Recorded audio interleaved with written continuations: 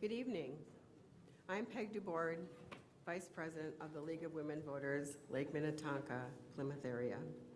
On behalf of our league, I would like to warmly welcome our candidates, audience members, and online viewers to the 2025 Westonka School Board Candidate Forum. I am truly excited for tonight's discussion and grateful to the candidates for their commitment to our schools and community by running for an elected office. And thankful to the audience for your participation. It truly makes a difference. The League of Women Voters is a 105-year-old volunteer organization dedicated to encouraging informed and active participation in government by increasing understanding of major public policy issues and influencing public policy through education and advocacy.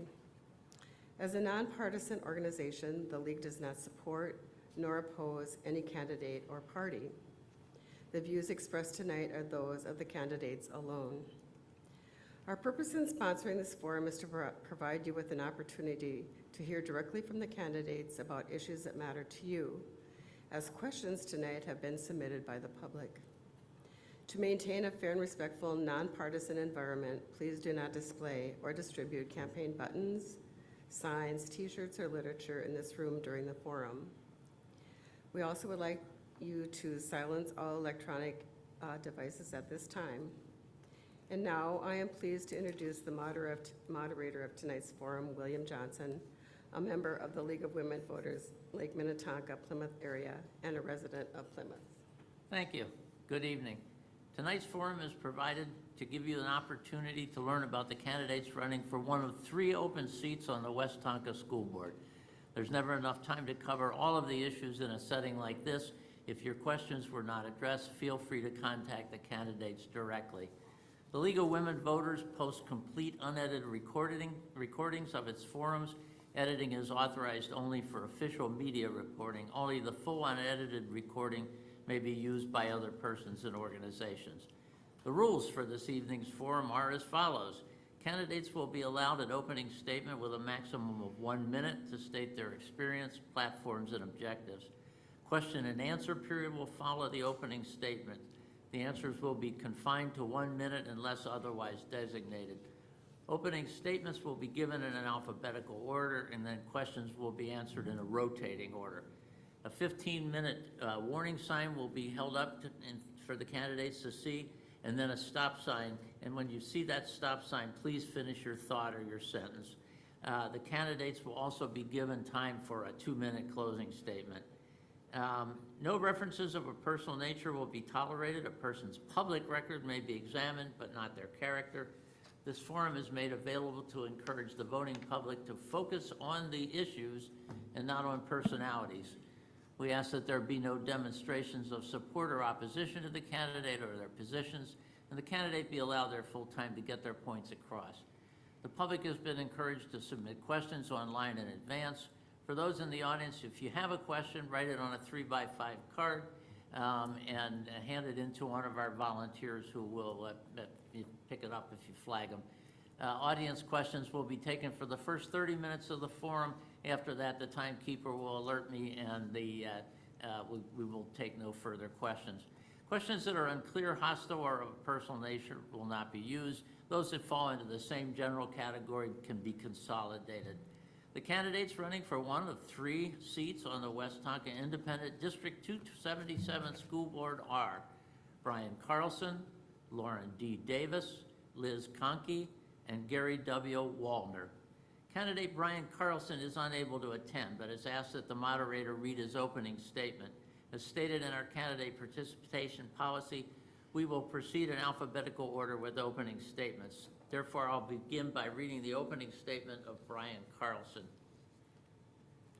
I want to start by apologizing for not being able to attend the forum in person. A business trip kept me from being here tonight, but I appreciate the chance to share a few words with you. My name is Brian Carlson. I have been honored to serve on the Westonka School Board since 2018. My wife Molly has taught and coached in Westonka for 26 years.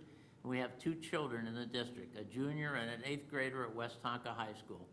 Having lived in this community for over 10 years, I know firsthand the value our schools bring to families. Over the past 8 years, I've worked with my fellow board members to strengthen academic achievement, maintain high ratings, pass a building bond to improve safety and facilities, and keep our finances strong through careful planning. I am especially proud that more than 75% of our talented staff have stayed with Westonka for over a decade, providing stability for students and families. I want to continue asking the right questions, making sound decisions, and focusing on what matters most, providing the best educational experience for our students. I respectfully ask for your support. All right, now, Loren Davis, your opening statement, please. Thank you. My name is Loren Davis. I'm a 1975 Westonka graduate, and I have 3 sons who also graduated from Westonka. I'm now a retired pastor in the community, serving 30 years at Good Shepherd in Navarre, but community service is important to me, so I continue to volunteer as a volunteer police chaplain and as a board member for the Westonka Community Food Shelf. I've been on the Westonka School Board for 12 years now, and I decided to run for re-election for 3 primary reasons. First of all, I would like to finish the work we are doing as a district and complete the construction on the $93 million bond project that's currently undergoing. It's provided security, infrastructure, and now a big high school redesign. Secondly, I would like to continue the strong fiscal health of the district. We combined 3 levies into one a few years ago, and we continue to have the lowest taxes of any school district in Hennepin County. And then third, I would like to maintain the high academic standards that we currently have.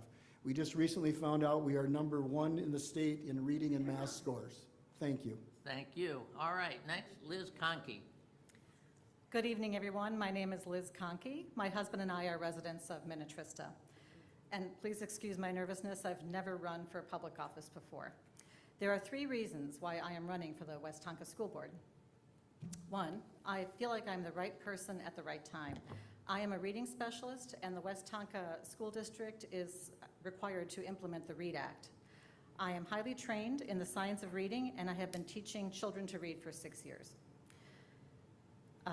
That was number 2. Number 3, I've worked with more than half a dozen kids from the district and have been in ongoing communication with their families over time. This gives me a bottom-up understanding of what our students need, particularly in the area of reading and writing. Our schools are highly ranked for reading and math in the state, and there is more to be done. We are at a critical point in our history with AI on the rise. It's imperative our students know how to read, write, and think to the best of their abilities, and I hope to participate in that pursuit. Thank you. Thank you. And next, Gary Wollner. Hi, everybody. I'm Gary Wollner. I'm running for my 5th term on school board so that I can continue to support Westonka's students and the community with the educational direction that gives every student an opportunity to succeed. For me, school board has never been about my personal wants or needs. It's doing what's right for teaching and education. And, you know, I'm very fortunate to be working with a school board of 7 individuals that work together and do a great job. I want to spend my next term working on the completion of the bond, also on the strategic plan that we're in the process of putting together for future, 15 seconds, okay, strategic plan. And, you know, I'm hoping that my 16 years of experience will carry me into being able to put more time in for our community. Thank you. Thank you. All right, I will now start the questions, and you will be answering in a rotating order. You have 1 minute. If for some reason you need me to repeat a question, some of them are a little longer, this first one isn't, let me know. And we'll start with Gary Wollner, and the question is, what do you consider are the most important duties of a school board member? 1 minute. School board member is, you know, one of the most important duties is making sure that you give the opportunity for every student to succeed. And that comes down to the planning of our educational teaching and learning plans. And when you look at it overall, you know, the graduation rate, our school district has gone from where it was when I moved here in 1990 to today, #1 public school in the state. I mean, that's pretty phenomenal. So really it comes down to really doing teaching and learning and making sure that the students have an opportunity to succeed, as well as being financially sound and watching out for our budgets. We do a good job at that right now, and we're very successful. So that's it. Thank you, Mr. Wollner. All right, next, Liz Kahnke. So I see the role of a school board member as overseeing policy, budget, hiring, and then transparency between the school board and the teachers and the administrators and our families. And one key piece that is of particular interest to me is the educational oversight. I know as a board we are not planning curriculum, but we have oversight over the curriculum. And my background as a speech-language pathologist and a reading specialist over the last 6 years gives me the unique ability to give constructive thoughts and feedback on academic issues, in particular as they relate to our emerging implementation of the READ Act. Thank you. All right, thank you. And then Loren Davis. One thing I learned early on in my school board career is that the school board are not the administrators, right?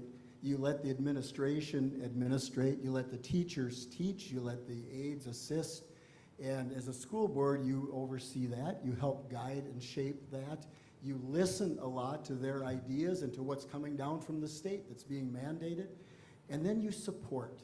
You support the superintendent, you support the principals, you support the administrative staff, you support the teachers and encourage them and cheer them on. I think that's one of the biggest parts of being a school board member. Thank you. Thank you. All right, question 2, and this will go first to Liz Kahnke. Please describe how you have found ways to collaborate successfully with people who have different views from yours. Ms. Kahnke. Well, this is something that, I have 3 very top values in any pursuit when I'm working with other people, and it's respect, civility, and being able to compromise. All of us have strong views, and we all have good reason for our strong views, but if we are going to be able to work to build consensus and to have our students do well, we have to be able to take differing perspectives and bring them together and come to some sort of a resolution that honors the various views, but also moves our agenda forward. And I've tried to do that in my professional career, and certainly in my many volunteer pursuits. I've had various leadership positions, and I've always tried, at least, to be listening and taking other viewpoints into decision-making. All right, thank you. Loren Davis. For me, the collaboration begins with the fact that we are focused on the students and what's best for them.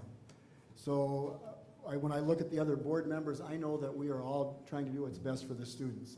I know I said last fall that if you had asked me how any of the other board members voted in a national election, I couldn't tell you. Because what we focus on when we get to our meetings is the students. Beyond that, you listen to each other. I ask myself, what can I learn from this person and their ideas? So I like to listen and learn, but most of all, it's just really focusing on the students. And then the collaboration falls into place. All right, thank you. Gary Wollner.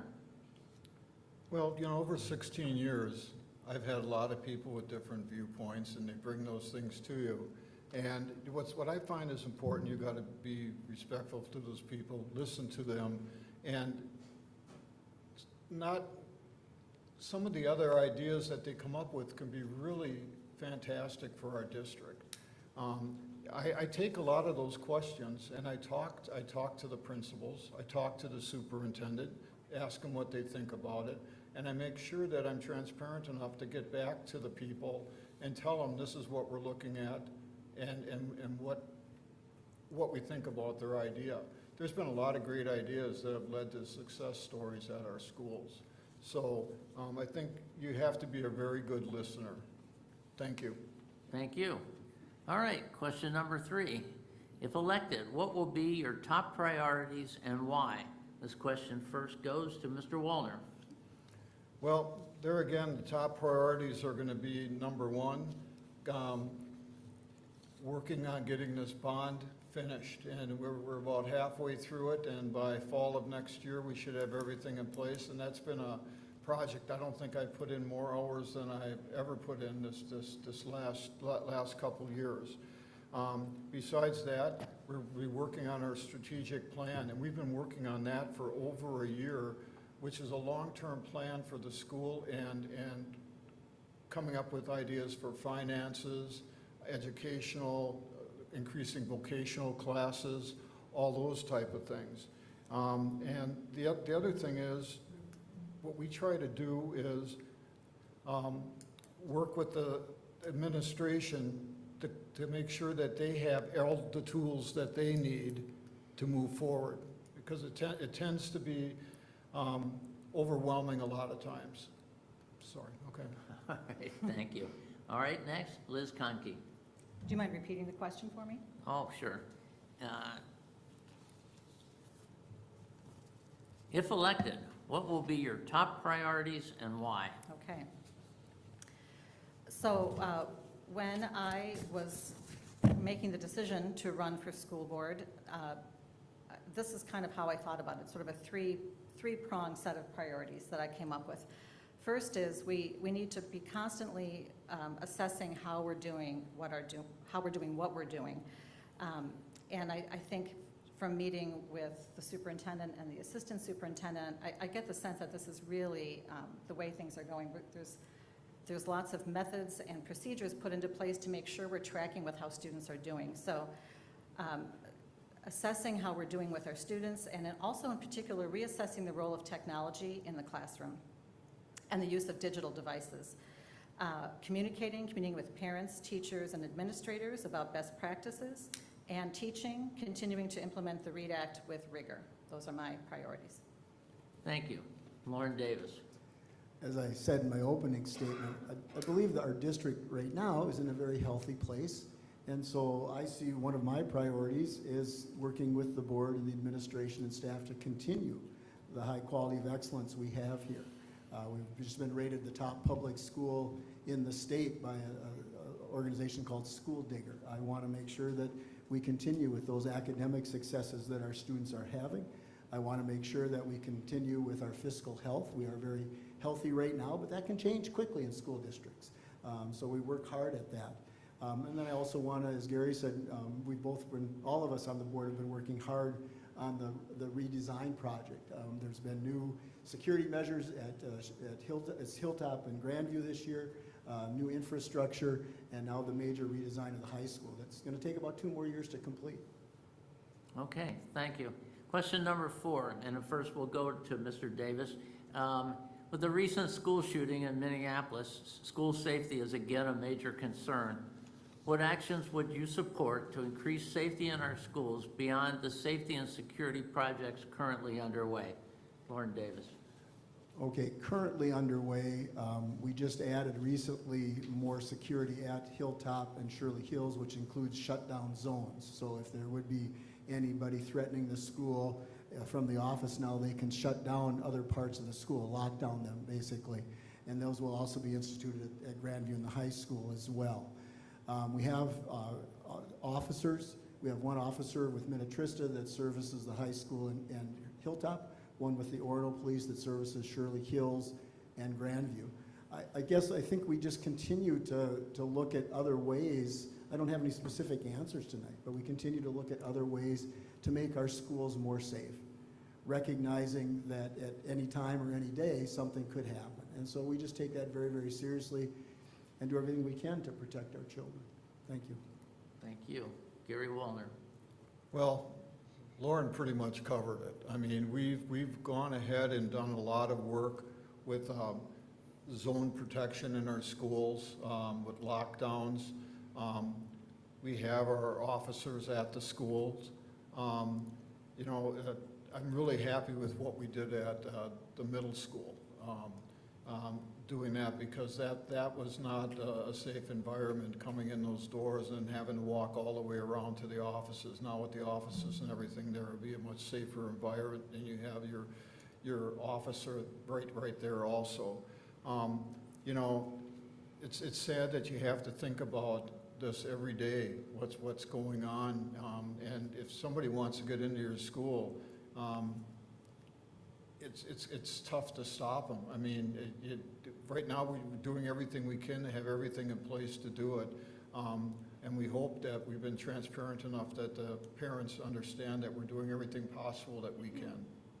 Okay, thank you. Liz Kahnke. I guess I would reiterate what these gentlemen have already stated. It sounds like we have really good procedures in place for safety, and with the remodel, I have to say, when I have visited the schools, it makes me feel good that I have to buzz in and get signed in, and that you just can't walk in. And it sounds like the middle school has had that update, and the upper school will have it as well.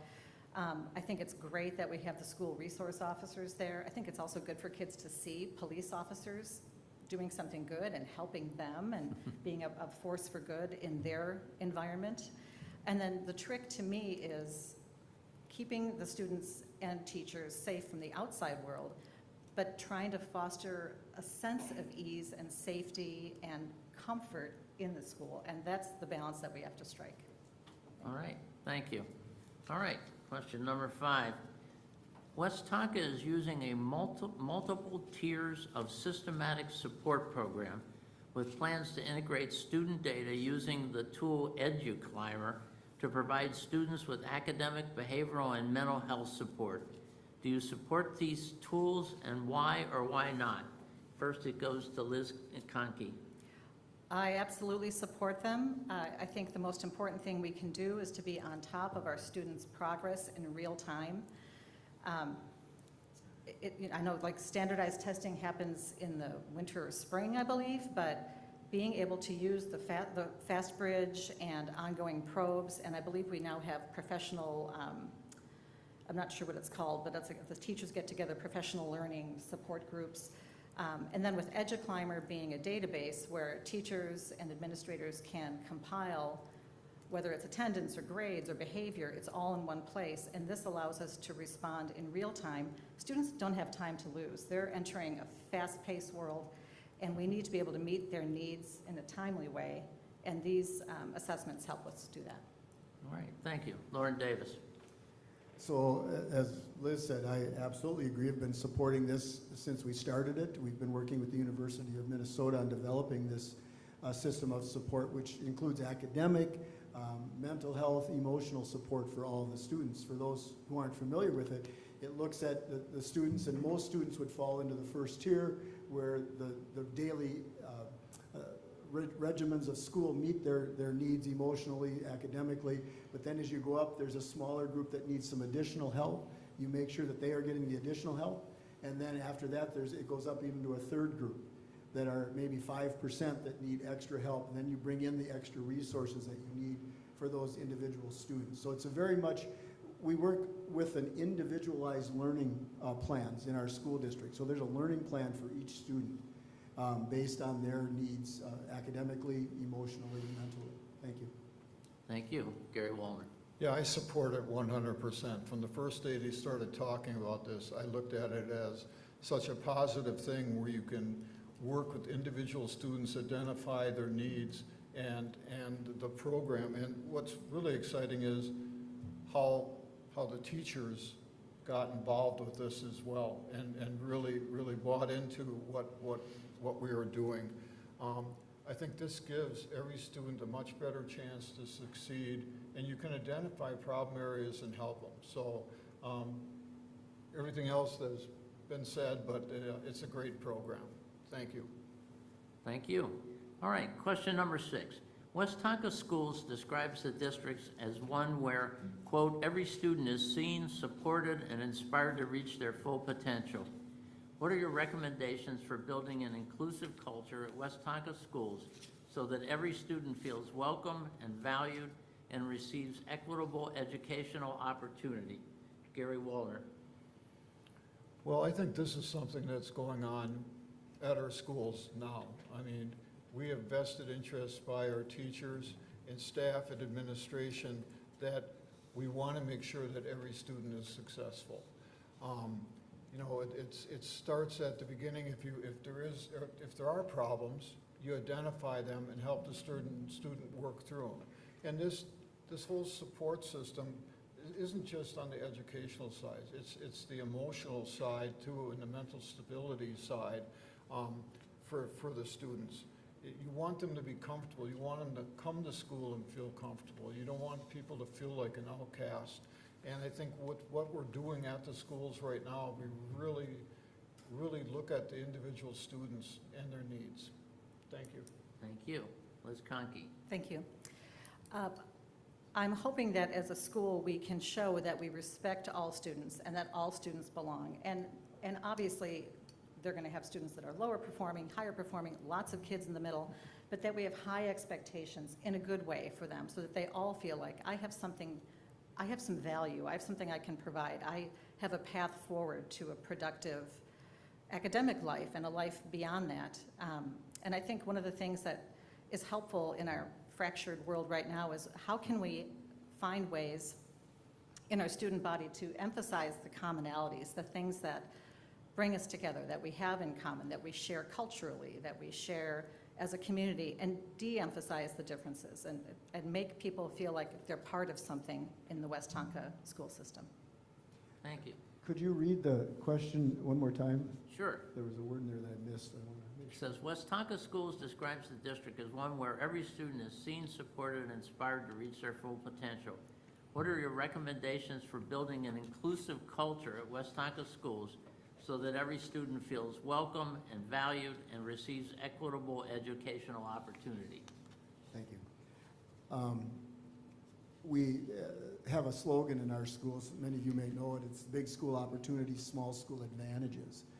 And I think that the small school advantages is that part of that tries to see the needs and the skills and the potential of each student. As I said earlier, we have individualized learning plans for each student. We try and keep the class sizes smaller and actually set aside funds that we can use. You know, if suddenly a class is growing too big, that we can make adjustments for that. There are simple things, I think, too. You know, the state right now took over the federal program of free lunch and breakfast for students. That's a way to help students succeed in a very down-to-earth way. If they're fed, they're going to do better in school. So there's so many pieces that go into that. But I guess I appreciate the smallness of our schools, if that makes sense. Thank you. Thank you. All right, this next question is interesting because of the AI. How would you balance the opportunities and challenges of AI, artificial intelligence, to ensure our schools use it in a way that is safe, fair, and effective for all students? And Loren Davis. Oh, sure, okay. You know, learning AI for me is teaching an old dog new tricks, okay? I'm 68 and I'm learning that. The school district has already had a speaker come in and address the staff about AI and the possibilities of it. The speaker's basic point was, AI is here, it's already here, and so you can't run away from it, and it's how do we use it effectively. To be honest, at this point, I would simply be, again, one, encouraging and supporting the efforts of the staff to learn more about AI and how they can use it in their classrooms. And I believe that process, I know that process has already started in our district. And so for me, it's just going to be a matter as a school board member of encouraging that continuation of learning how best to use that in our district. But I will not claim to be an expert. Nor I. Gary Wollner. Me too. I'm not an expert on AI, but we're starting the process, you know, and I've talked to a number of teachers about this, and they think there's some really positive things that can come out of using AI, but they don't want students to stop being self-thinkers. I mean, you can do just about anything with AI, and I think you got to try to find that balance where you can use it for certain things, but you got to be able to think through on your own. You don't want to become so mechanical in everything that they do. So that's it. All right, thank you. Liz Kahnke. Well, I can't say that I'm an expert in AI either, but I do have strong feelings about it from the sense of we have to look at technology as a tool in our toolkit. And I think humanity is still kind of catching up as to how to deal with this new world of everything digitized, everything fast, everything immediate. And now with AI, everything figured out for you. So I feel very strongly that digital tools have a place in the classroom in a very limited manner. We know that the use of technology actually can hinder learning and reading comprehension, and it absolutely hinders the learning of spelling and reading for our earlier learners. So we have to be very careful because we're teaching phonics, but we can't undo that by then using too much digital work because you're not getting the reinforcement that you need. So I feel that we have to have a lot of caution, care, and wisdom. We have to guide these kids forward as to how to use it. Thank you. I still haven't figured out spell check, so Don't figure it out, it's not good. it isn't good. All right, question 8. The Minnesota Reading to Ensure Academic Development, the READ Act, requires extensive teacher training. How should the school board support teachers in implementing the requirements of the READ Act? And that question goes first to Liz Kahnke. So the READ Act really is why I decided to run, because I am trained in the science of reading. I use an Orton-Gillingham approach to tutoring my students, and we have to support our teachers. We now know, the science shows us, this is how you teach students how to read. It's not going to be a passing fad. It's a huge front load of expense to train all of our teachers and have coaches in the classroom and so forth. But once we've done it, we've done it. This is how we teach students how to read, and I am all for it, and I think we just have to make sure that we're doing it with rigor and looking at the whole picture of how we educate to make sure that it really sticks and that our students can benefit from this learning going forward. And in the future, hiring teachers who are already educated in the science of reading. That's key. A lot of times teachers come out of school and they haven't necessarily been given this. So going forward, hiring the teachers that have this would be very important. All right, thank you. And I should just tell the audience that the time is up for taking questions from the audience. So Loren Davis, the READ Act. The READ Act. Okay. So you should know, first of all, if you don't, the state initially had a requirement that every student in third grade read by the third grade level. They changed that to say every student at every grade should be able to read at grade level. So that's an incredible standard that the state has set out for us. Our teachers have already started the training for that. The teachers completed their first year of training this past year in the 24-25 school year. So we received a report recently that the professional development, the teachers will have this part 2 for the licensed elementary staff, which is 120 hours of training over 2 years. So they're in their second year of that. And this year, the paraprofessionals will receive 8 hours of training, those that assist the students on a one-to-one basis. So we're already well involved in that, and we'll continue to support and encourage. It's a state requirement, and we're going to work to meet it. Thank you. Gary Wollner. Well, Loren, you stole my thunder there on that. You know, what I like is our teachers are embracing this. They're going forward. They're going to do the training. I think it's going to be a great program because you want every child at least reading at their grade level. And I think this along with, in the future, having teachers that people that you hire are, like you said, will have the training or have some experience into it. Right now, it's a new thing. People are learning it, and we're implementing it. So I see a lot of good things coming down the road from it. Thank you. Thank you. All right, question number 9. How should Westonka assess the needs for vocational education and most effectively design curriculum to meet those needs? First goes to Gary Wollner. This is something I'm really passionate about. You know, we are expanding our vocational stuff. I was never an advocate in the past when we started getting rid of things like home ec and some of the other things, because those were all life skill type things. Now, with the vocational things, we're adding an advanced carpentry, an EMT program training, and a nursing program. These are all skill sets that can lead to future jobs for kids, and also supply help in our community. One of the things we're working on the strategic plan is even advancing more vocational opportunities down the road for kids. So yes, I'm very excited about what's coming down the road for us. Thank you. Thank you. Liz Kahnke.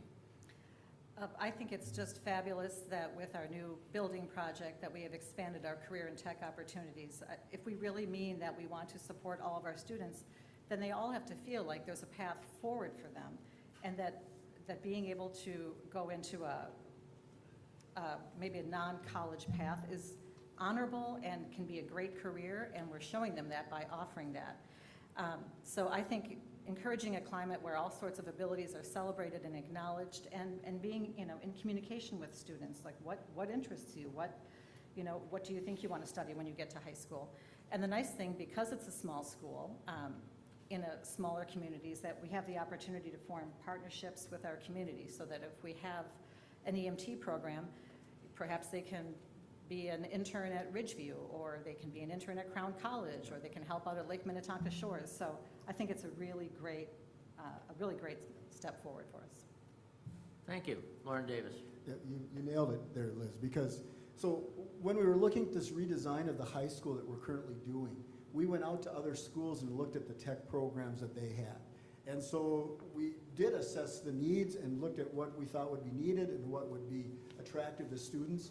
So as you've heard, we're adding one course in EMT and nurse assistant, so a student can come out. We're working with Ridgeview and with the two nursing homes, Lake Minnetonka Shores and Harrison Bay, already on that. We're coming out, we've been adding engineering courses over the years. Now we're adding machining courses to complement those for people who like building things but working more with their hands. And then also, as Gary said, we're expanding a woodworking course into construction and construction management. And they've already had a meeting with like 15 contractors in the area who are willing to help with it. So we're engaging the community, and we're picking and choosing programs we think will fit the needs of our students. Thank you. All right, this next question, and this is timely. I just saw this discussion on TV too. Social media and smartphones are causing mental health issues with our teens. What would you recommend as a way to combat that in school? Loren Davis. Well, as part of my 50-year reunion this past weekend, we got a tour of the school, and there were some new areas that I had not even seen yet, the ones that literally got completed about 2 days before school started. And as I walked through a number of the classrooms, what I saw was that teachers had on the wall a case where students would put their phones as they came into the classroom. So I think, first of all, having some place where the students can put their phones so they are not a distraction during the class time. I think that's a huge first step for them. We recognize that we can't control what students do outside of class, outside of the class day with their phones, but at least during the class day, we can start to set some standards and restrictions that allow for as much, education and non-interruption with the phones. Thank you. Thank you. Gary Wollner. Well, like Loren said, one of the things I had talked to, even before the remodel was going on, I had some teachers that collected phones. They had little boxes under their seats that they put their phones in, because they were telling me they'd be up on the board doing something, and they turn around and all of a sudden they could see everybody putting their phones down. So, I think if there's less distractions from their phones that's going on, I think it's going to be great for everybody. I think you get away from the mental health things too, of using the phones and contacting people and while you're in school, and you maybe get away from some of the bullying that goes on with phones and those type of things. So I like what they're doing now, and they're going to have the storage things. The phones will go in there, and you know what? You're not getting any negative feedback from the students on it either. They're doing it, and they're fine with it. Okay, thank you. Liz Kahnke. I fully agree with getting the phones out of students' hands, get them out of the classroom. There's no need for them, and it's just a distraction. And I extend that also, honestly, to, and I know that there are like safety constraints on the iPads and the Chromebooks, but I really feel like we need to have our students grounded in real life and doing things with their hands and their brains and their bodies. And sure, you might use the Chromebook to do some research or something, but to be using a pen and paper and to be acclimated to the fact that you're not always on a device. And they're at school a large part of their life. So if they get that reinforced, as you said, we don't have any control over what they're doing outside, but if we can give them a positive grounded experience at school that minimizes technology, I feel like we're heading in the right direction. Thank you. All right, let's hope this next question is a hypothetical question. If forced to cut the district budget in the face of declining revenue, what would be your strategy? And it first goes to Liz Kahnke. So budgets are always going to be a challenge. We know that. The lens through which I look is academics have to come first. Surely we want our students to be well-rounded and to be able to participate in all sorts of activities and have a good experience, but they have to know how to read and write. So my goal would be to talk to the teachers and figure out, teachers and administration, and figure out how can we preserve those academic pieces. How can we do no harm there and then make the decisions we have to make elsewhere? And that is the job of the board, is to be overseeing these budgetary decisions. And they'll be hard, but you have to do the best you can and work with what you have. All right. Sorry, Loren Davis. So one thing you should know, that the district right now is in solid financial situation. A big part of that was a few years ago, we took 3 operating levies and we combined them all into one 10-year levy. So you're not voting every 2 or 3 years, you vote once every 10 years. It allowed for an increase halfway through. The other thing that we do already is every year, the administration under Kevin Board with the board sits down and starts to look at ways we can trim the budget for the next year, anticipating that we might have a reduction necessary. So we're already looking at that exercise every year, and we make a budget based on that. If we don't have to reduce that, money goes into our reserve fund for small classroom sizes or something like that. So we're already doing that process, and I think I would just encourage us as a board to continue that process of examining our budgets each year. All right. Gary Wollner. Well, budgets is something that we're constantly looking at. You need to. Having a strong financial committee that we have in administration helps us to avoid large cuts. Each year we look at certain things. It might be how our insurance policies are, what our copier contract is, all these type of things where we can cut. We want to keep class sizes small like we have them right now. And we've been able to look at the way our revenues are and been able to do that. We've got a strong fund balance, but then again, you don't want to be using fund balance to offset debt, because all of a sudden your fund balance is gone and then you don't have any money anymore. This happened to surrounding districts. So there are a lot of variables to look at, but we have a good financial crew and we're in really good shape right now. All right, thank you. All right, question 12. It's interesting. A bill to require student representation on school boards was introduced in the state legislature in 2025. What are your views on the possibility of adding 2 non-voting student representatives to the Westonka School Board? Gary Wollner. Well, that's one I haven't heard before. So, right now we have student representatives that sort of fill us in on what's going on at the schools and stuff. But if you had students on the school board, you have to look at a couple things. Number one, would they have the experience or the understanding of what really is a complicated system in running a school board? I don't have a problem with having students on there, because we've done that with some of our remodel projects where they were giving us their input. We got some really good input in some of the things that we're doing with our schools. So I don't have a problem with them being on there. It's just what level would they be able to give us the correct answers. Okay. Liz Kahnke.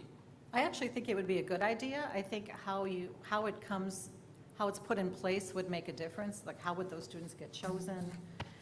Maybe if it were the kind of thing, it's like the last thing you want is another popularity contest in school, but could it be on a rotating basis? I mean, I think it would actually be good for the students to see how is the school district run. They experience it as a consumer of the school, but this would give them an opportunity to understand how budgets are made, how hard decisions are made. So I think it would be good, and I think you would want to have it change, maybe quarterly, so that students can come in and have that experience, and maybe even integrate it into their academics. some way. Okay, thank you. Lauren Davis. Well, I've worked with youth throughout my career as a pastor. I've directed children's choirs, I've taught confirmation, I've taken youth on 30 houseboat trips up to Rainy Lake, 50 at a time. So I love working with youth. I would have no problem with the youth being as non-voting members on the school board. As Gary said, we already have youth. It's usually the president and vice president of the student senate. One of them will come each month and give an update on all the academics, the sports, the social things, the clubs, and everything that's happening in the schools. So to have students sit in and be a part of that process, I would be very, very comfortable with it. I think where I might disagree with Liz a little bit, I would want students, I think, to be committed to a full year there. Because just a full year, it takes a year to learn what's going on in the school board. So I think having them come in, just monthly or every few months would be harder for them. I'd like to see them develop through a course of a year, but I think it'd be a great idea. Thank you. All right, thank you. We're down to our last two questions. Please describe how you will engage teachers, families, and students in your decision-making process if elected. First goes to Lauren Davis. Well, we just talked about engaging students. I try and take opportunities to talk to the students when I see them at sporting events or other events at the school. I'll introduce myself, ask them what they think of the school, how they're doing. We engage teachers throughout every process, whether it's the READ Act, whether it's the design of the high school or Grandview. Teachers are incorporated into those discussions and decisions on everything that we do. And we also try and reach out and have parent groups. We will ask parents their opinions. They'll send out surveys to parents. They'll send out questionnaires. They'll ask people for input. So we are constantly inviting input from all of the groups that are involved in our school district, and including senior citizens as well. When we built the activity center, we included discussions with senior citizens on what they need in the community center. So we just do that all the time already. We would continue to do that. Thank you. Gary Wollner. Well, like Loren said, I mean, this is something we are constantly doing. I spend a lot of time talking with students, teachers, administration, parents. There's a lot of times where I'm at events and parents will come up and ask questions, and we always try to be as transparent as we can be as a school board. And I think it's important that we are, and because we can get ideas from people, we can share ideas that we can share with people. But I mean, I think it's something we're doing very well right now. And I really liked it when we were working on the bond remodel, is that we had parent groups, we had teachers groups, we had students involved. So I think that type of thing should continue to go on and will go on. Thank you. Thank you. Liz Kahnke. Everyone does better when they feel heard and respected, and so I would encourage residents to actually attend the board meetings or watch them online. Plus, I think I would want, if I have the honor of being on the board, to be able to have specific opportunities to meet with teachers, whether going to the professional learning groups or one-on-one meetings, just to kind of take the pulse of how things are going in their classroom. And I fully support the chance to reach out to parents and solicit questions and try to really respond to them and make sure that they feel like the questions have been heard and hopefully get them answers. It's up to us as citizens, whether we're on the board or not, to try to stay abreast of what's going on in our district. But if we can offer structured opportunities, that really helps. And the more we come together to hear one another out in a respectful and civil manner, the better off we all are. Thank you. All right, last question. What issue would you like to address that we have not asked you about? Beginning with Liz Kahnke. So we may have touched on this briefly, but I'm really concerned about our students' mental health. And I know the school has put in a number of things. There are procedures and programs in place to help students with that. But I've thought of just a couple of things that I think might be helpful, and one of them is integrating a volunteer component to academics, where students are, either their volunteerism could be helping the community or helping other students or pairing older kids with younger kids. And I feel when people, whether they're kids or adults, feel like they have some utility, some purpose in their life, it just makes you feel better. And the other thought that I had, and I don't know if this will be possible, but I really think it'd be helpful to have a pet visitation program at any of the schools. Kids, when I tutor my children that I see at home and they meet the dog, it just takes their stress down. They might walk in grumpy and sad, and they go pet our dog, and suddenly they're much better able to participate. So I would suggest that. All right, thank you. Loren Davis. Boy, I'm trying to think of other issues that are at the top of the agenda, and I gotta admit, I'm coming up a little blank on that one. I'm not often at a loss for words, folks. I just, I found as I was filling out the voter form for the League of Women Voters too, that kept saying, some of these questions were on there, and they kept saying, well, currently we're already doing this, And I do feel that we have a healthy district, and that we are addressing many of the areas that are of concern, and that our superintendent and staff really keep us alert to all of those areas. So we are talking about mental health and how to improve that. We are talking about academics and how to improve those areas. So I don't have any other burning issue, to be very honest with you. Okay, thank you. All right, thank you. Gary Wollner. Well, this is something that I tried to support for the last 10 years, in getting students involved with things that, in the community. I run a junior Rotarian program called Interact, and in doing that, we do service projects, which connects them with different people, whether it be at Presbyterian homes or at a women's shelter. We try to do those type of things, or fundraisers, or we call it Stick It to Hunger. It's an outdoor hockey event where all the teams that sign up, each kid brings canned foods for the Westonka Food Shelf. So I try to get them more involved so they have more contact with other people and other organizations in the community. So All right. for me, that's important. Thank you. All right, I will now be calling on each of you for your 2-minute closing statement, beginning with Loren Davis. We live in a great area out here, don't we?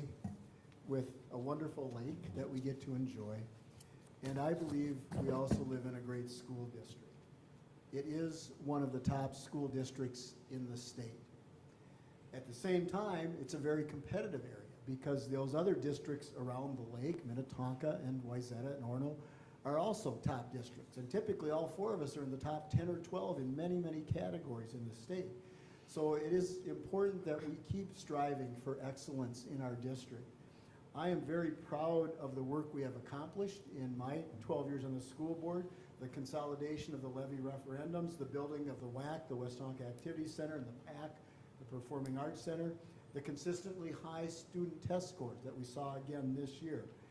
And I'm also very proud to work with our superintendent, Kevin Board, with the administrative staff he's assembled, with the principals, and with the staffs of the schools. I think we have an excellent staff. As Brian, in his opening comments, Brian Carlson, who wasn't here, said, many of the staff have been there 10 years or more. We have a high-quality district and an incredible staff, and I'm proud to work with them, all of them on that. I believe one of my strengths is that I am a good team player. I work well with people of all persuasions. I listen well. I offer suggestions, insights. Sometimes I get stubborn and put my foot down and say and speak up for what I want. I have a strong commitment to and connection to this community. I grew up here for 18 years. I've been back for 32.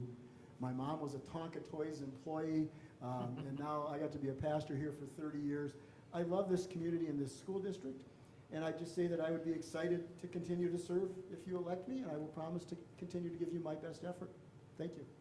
Thank you. Gary Wollner. You know, when I first moved here, I didn't realize I'd be in the situation where I am today and how much I care about this community, the people, the students. This is so much more than I thought I would have in my life. I enjoy it immensely. You know, having daughters that went to school here, graduated from here, went on to have great college careers and successful careers now, moving back to this community, and they want their children, my grandchildren, to be going to school here. I mean, it's fantastic. You know, I support this community every way I can. you know, being a proud grandparent, and I look at what they're gonna be going through down the road and enjoying the new schools. If somebody would've told me we were gonna pass 3 bonds since I've been on school board, I wouldn't have believed it when I first moved here. When I first moved here, the real estate agent goes, well, and your kids can go to Orno. And I go, why? And he goes, well, you don't want to go in the Mound. I go, why? He couldn't tell me. Well, I visited both schools. My kids went to Mound. I'm proud that they went to Mound. And, you know, I look at it, I hope I get 4 more years to finish up the things that I've started and be a part of this community. So I want to thank you guys for putting on this tonight. This is fantastic. And, you know, looking forward, hopefully we'll have another great 4 years. Thank you. Thank you. Liz Kahnke. Westonka is a wonderful school district. So many things are moving in the right direction. As I mentioned in my earlier comments, I feel I'm the right person at the right time for this school board. My experience as a reading specialist positions me perfectly to work with the board regarding current educational policy and improvements. My professional work has shown me how students can blossom and gain confidence and agency and have pride in their learning when they receive optimal evidence-based intervention. If elected, my priorities will be to support our ongoing academic assessments, scrutinize and adapt how we best use technology for learning, and continue to implement and facilitate the READ Act with rigor. By systematically doing these things, we will better be able to meet our students' academic and social emotional needs. Open communication with parents and teachers and administrators will be key so that all participants are seen and heard.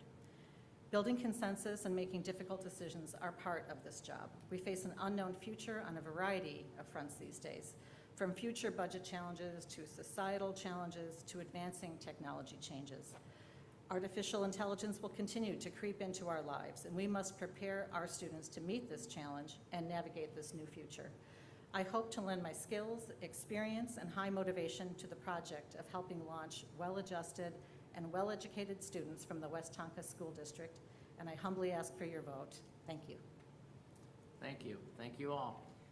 Before concluding the Westonka School Board Candidate Forum, I want to thank those who made this forum possible. First, on behalf of the League of Women Voters, I thank the candidates for being part of the democratic process by running for office and for being willing to serve the community.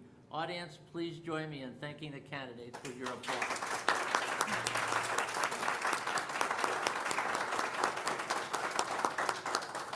Thank you also to the League of Women Voters volunteers, our audience here, and those viewing this event virtually for your participation in this candidate forum. Thank you to the Westonka School District staff and the Gillespie Center for supporting this event. And finally, we wish to acknowledge and thank the Lake Minnetonka Cable Commission for live streaming and recording tonight's forum. On-demand viewing can be accessed at lwvlmpa.org. For additional election information, we encourage you to visit vote411.org, the League of Women Voters award-winning one-stop shop where voters can register to vote, find their polling places, and learn how candidates stand on issues. Please vote in the November 4th election by absentee ballot or in person. Early in-person voting begins tomorrow. Remember, your vote is your voice. League of Women Voters welcomes new members, both men and women. And thank you, and good night. Thank you.